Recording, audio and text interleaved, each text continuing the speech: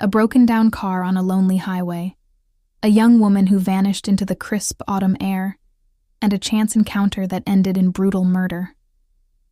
This is not the plot of a horror movie. It is the chilling true story of Julie Heath and the man who sealed her fate, Eric Randall Nance. What began as a seemingly kind offer of help spiraled into a crime that would haunt a small Arkansas town and expose a predator hiding in plain sight. Before we delve into the shadows of this case, remember to comment, like, share, and subscribe so you don't miss future episodes of the Calendar of Crime. Your support helps us continue to bring these important stories to light. October 11th, 1993. 18-year-old Julie Heath, a vibrant cheerleader from Malvern, Arkansas, was on her way to visit her boyfriend in Hot Springs. Her journey was cut short when her car sputtered to a halt on U.S. Highway 270. It was here that she crossed paths with Eric Randall Nance. Nance, a man recently released from a lengthy prison sentence, later told authorities he simply offered the stranded teenager a ride. But the prosecution would paint a far more sinister picture of this roadside meeting. For 7 agonizing days, Julie Heath was missing. Her family and friends launched a desperate search, clinging to hope. That hope was shattered on October 18th, when a hunter stumbled upon her body on a rural property, 7.5 miles from her abandoned car. The scene was grim. Julie's throat had been viciously cut with a box cutter. While she was fully clothed, the disarray of her attire, a torn shirt on inside out, a partially undone belt, and undergarments worn incorrectly, spoke to a violent struggle and a possible sexual assault. The investigation quickly zeroed in on Eric Nance. A crucial piece of evidence was a pubic hair found in his pickup truck, which experts testified was microscopically identical to Julie's. Furthermore, a convenience store clerk reported seeing Nance on the day of the murder without shoes or a shirt, his overalls marked with what appeared to be fresh, dark stains. Nance had a story, but it was one of a tragic accident.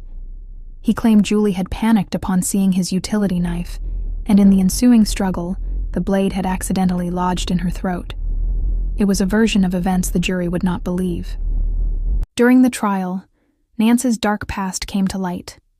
He had been released from a 20-year sentence for beating 2 girls in Oklahoma just 5 months before he murdered Julie Heath.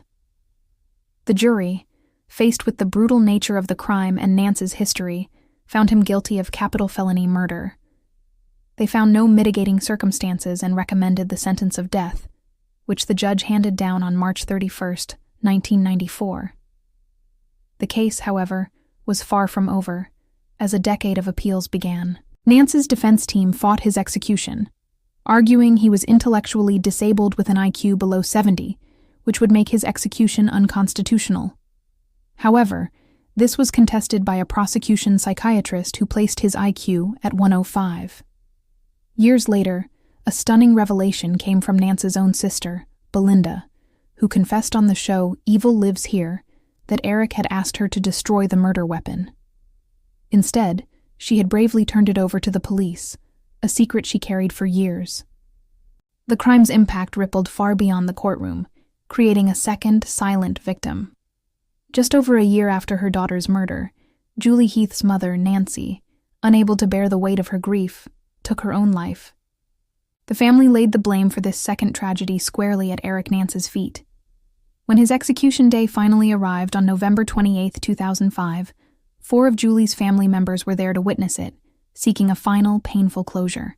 On the evening of his execution, after a last meal of cheeseburgers, fries, and ice cream, Eric Nance was given the chance to make a final statement.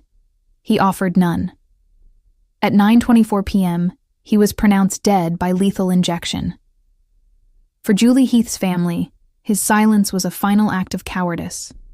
Her cousin, Belinda Kreitz, said through tears, "He couldn't even say he was sorry.